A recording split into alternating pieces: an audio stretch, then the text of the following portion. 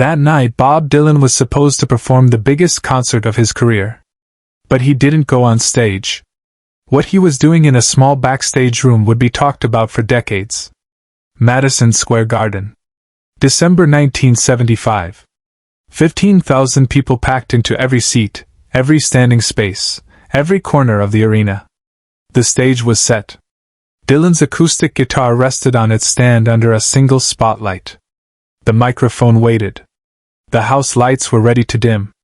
But Bob Dylan wasn't there. He was in a dressing room. Room 14B. A small square of concrete walls and institutional beige paint. A metal folding chair. A mirror with bulbs around it, half of them burned out. His hat on a coat rack. His harmonica in its holder around his neck, but he wasn't playing it. He was sitting. Absolutely still. Looking at a man he never met before tonight. The man was maybe 35. Flannel shirt. Work boots. Hands that showed years of manual labor. He sat on another folding chair, 6 feet away from Dylan, and he wasn't saying anything either. Outside the dressing room, chaos. Dylan's tour manager, Victor, was pacing the hallway, checking his watch every 15 seconds. The promoter was on a phone, screaming at someone. Security guards stood uncertainly at the door to room 14B, unsure whether they should knock or wait, or call someone. The crowd was chanting, "DY-LAN! DY-LAN! DY-LAN!" Inside room 14B, silence. Dylan didn't explain himself. He never did. To understand what happened in that dressing room, you need to understand what happened 3 hours earlier. Dylan had arrived at Madison Square Garden at 5 p.m. Early for him, he usually showed up 30 minutes before showtime, tuned his guitar in the van, walked straight to stage. But tonight was different. The Rolling Thunder Revue had been building to this moment for months. Every small theater, every college gymnasium, every intimate venue had been leading here. Madison Square Garden. The temple. The place where you proved you mattered. Dylan had walked through the backstage corridors alone, ignoring the crew members who tried to greet him, the journalists who wanted quotes, the hangers-on who always materialized around big shows. He'd gone straight to room 14B, the smallest, most isolated dressing room in the building. He'd requested it specifically. No windows. No couch. Just a chair and a mirror and silence. He'd sat there for an hour, guitar across his lap, not playing. Just sitting. Thinking about something he couldn't name. At 7:30 p.m., there was a knock. Dylan didn't respond. The knock came again. Then Victor's voice. "Bob, we got a situation." "I'm not doing press," Dylan said, his voice flat. "It's not press. It's some guy. Says he needs to see you. Security's about to throw him out, but he says you'll want to hear this." Dylan stared at the door for a long moment. "What does he want?" "He won't say. Just that it's about a promise." Dylan's jaw tightened. He set the guitar down carefully, walked to the door, opened it. Victor stood there, looking uncomfortable. Behind him, 2 security guards flanked a man in his 30s. Flannel shirt. Work boots. Face showing the kind of tired that comes from years, not just hours. The man met Dylan's eyes. "Mr. Dylan, my name is Daniel Carver. I'm from Hibbing." Dylan's entire body went still. Hibbing. Minnesota. The iron mining town where he'd grown up. The place he'd left at 19 and barely looked back. "I know who you are," Dylan said quietly. "Your father was Ray Carver. Worked the mines." Daniel's eyes widened slightly. "You remember him?" "I remember everybody from Hibbing." That was a lie. Dylan remembered almost no one from Hibbing. He'd spent 40 years trying to forget. But he remembered Ray Carver because Ray Carver had done something Dylan had never forgotten. 1958. Dylan was 17, still going by Robert Zimmerman, playing guitar in his bedroom and dreaming of getting out. Ray Carver lived 3 houses down, a miner, like Dylan's father, like everyone's father in Hibbing. Ray had a daughter, Anna, who was Dylan's age. She played piano. Classical training. She was good. Really good. One summer evening, Ray had knocked on the Zimmerman's door. Asked if young Bobby could come over. There was something he wanted to show him. Dylan had walked over, curious and slightly annoyed. Ray had led him to the basement. Anna was there, sitting at an old upright piano. Ray stood between them. Anna's got a scholarship offer, Ray had said. Juilliard. Full ride. She could go to New York. Become a real pianist. Dylan had looked at Anna. She was staring at the piano keys, not meeting anyone's eyes. That's great, Dylan had said, not understanding why he was there. She doesn't want to go, Ray continued, his voice heavy. Says she can't leave? Says the family needs her here. And Dylan had understood then. Anna was the oldest of 5 kids. Ray's wife had died 2 years earlier. Anna ran the household. Cooked. Cleaned. Raised her siblings. A scholarship to Juilliard meant abandoning all of that. Bobby, Ray had said, turning to Dylan, I need you to tell her something. I need you to tell her that talent like hers doesn't come around often. That if she stays in Hibbing, she'll die here. Not her body, but everything that makes her who she is. Dylan had stood there, 17 years old, with no idea what to say. Tell her, Ray had pressed, that running toward your gift isn't the same as running away from your family. Tell her that I'll figure it out. That her brothers and sisters will figure it out. Tell her that if she doesn't go, I'll never forgive myself. Anna had finally looked up. Tears on her face. Dad, I can't. You can't, Ray had said. And Bobby here is going to tell you the same thing. Because he's going to leave too, aren't you, Bobby? You're going to get out of this town and become whatever it is you're meant to become. Tell her. And 17-year-old Bobby Zimmerman, who would become Bob Dylan, had looked at Anna Carver and said the truest thing he knew. If you don't go, you'll hate yourself. And you'll hate this town. And you'll hate everyone in it, even the people you love. Anna had gone to Juilliard that fall. Dylan had left for Minneapolis a year later. He'd never seen either of them again. Subscribe and leave a comment, because the most important part of this story is still unfolding. Now, 42 years later, Daniel Carver stood in the hallway of Madison Square Garden, flanked by security guards, looking at the man his father had asked for help all those years ago. My father died 3 months ago, Daniel said. Lung disease. From the mines. Dylan's expression didn't change, but something shifted in his eyes.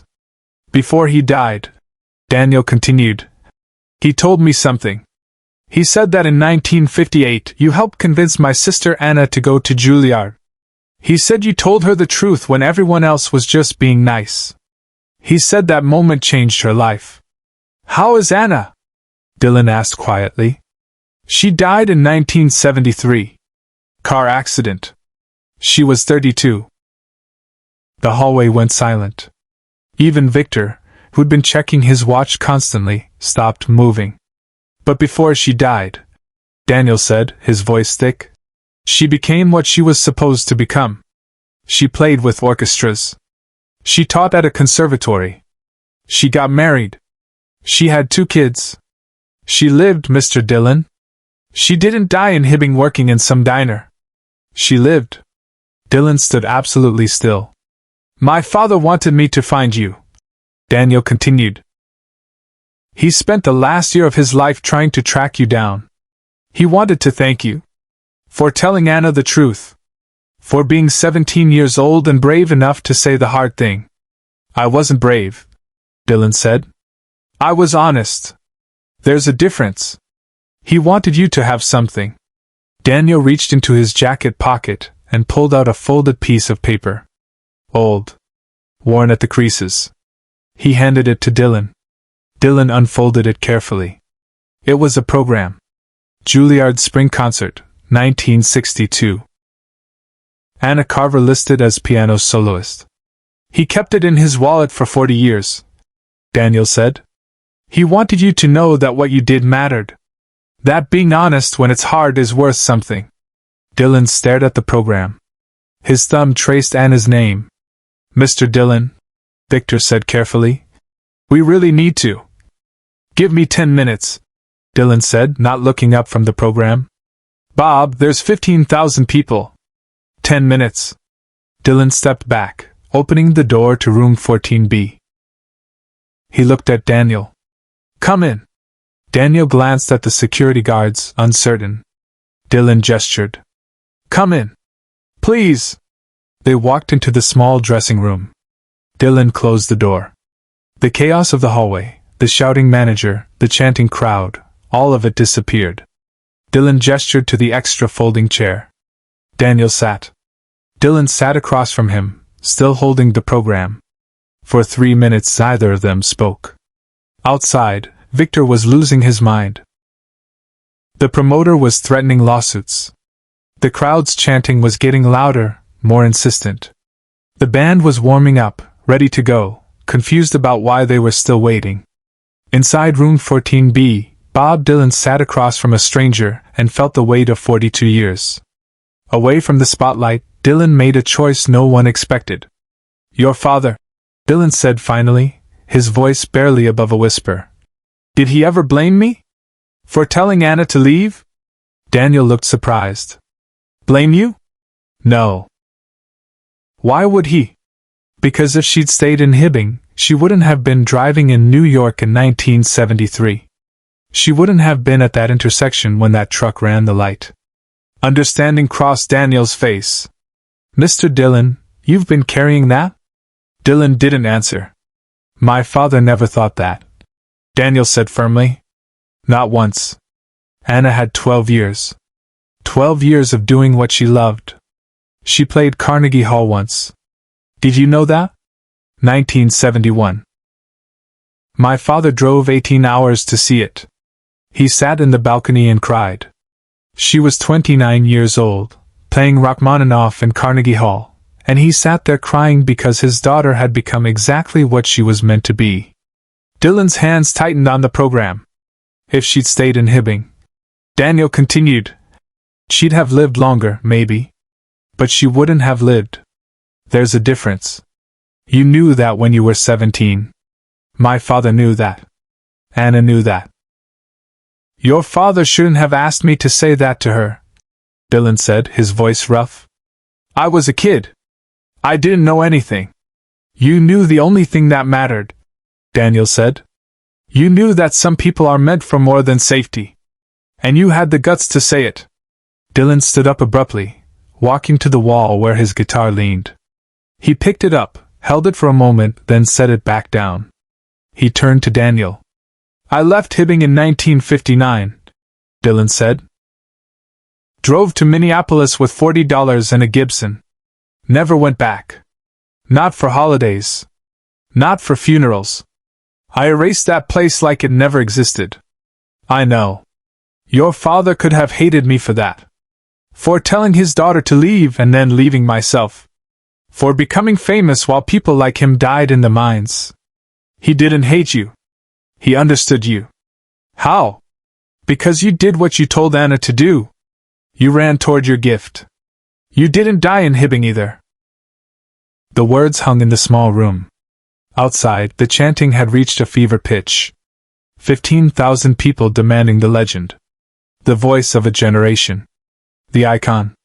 But in room 14B, there was just a 64-year-old man from Minnesota, holding a concert program from 1962, talking to the son of a miner who died 3 months ago. Dylan folded the program carefully and put it in his shirt pocket, over his heart. Daniel, he said, I need to ask you something. Anything. When Anna played Carnegie Hall, did she look happy? Daniel smiled for the first time. My father said she looked like she was home. What followed stayed with everyone who witnessed it, long after the sound faded. Dylan opened the dressing room door. Victor practically fell through it. Bob, please, we have to. I'm ready, Dylan said calmly. He walked past Victor, Daniel following behind him. Dylan stopped at the stage entrance, turned to Daniel. Stay for the show, Dylan said. Front row. Victor will get you a seat. Mr. Dylan, I can't. Ray Carver's son deserves a front row seat. Dylan walked onto the stage. The crowd erupted. 15,000 people on their feet, screaming, crying, chanting his name. The lights hit him. The legend. The icon. The voice of a generation. He sat on the stool, picked up his guitar, adjusted the microphone. The arena fell silent, waiting. Dylan reached into his shirt pocket and pulled out the folded program. He set it on the stool beside him where he could see it. Then he played. Not the hits they expected. Not Blowin' in the Wind or The Times They Are a Changin' Dot. He played a song he'd written in 1959 and never recorded. A song about leaving home. About the people you leave behind. About the weight of becoming yourself. He played it for Anna Carver, who ran toward her gift and lived 12 blazing years. He played it for Ray Carver, who died in the mines but never regretted setting his daughter free. Share and subscribe. Some stories deserve to be remembered. After the show, Dylan kept the program. It's still in his guitar case. He's never spoken about that night publicly. But people who were there remember. They remember Dylan disappeared before the biggest show of his career. They remember the delay. And those close enough to the stage remember the folded paper beside him while he played. Daniel Carver still has the ticket from that night. Front row, Madison Square Garden, December 1975. The night Bob Dylan chose honesty over punctuality. Presence over performance. The night he remembered that being brave at 17 still matters at 64.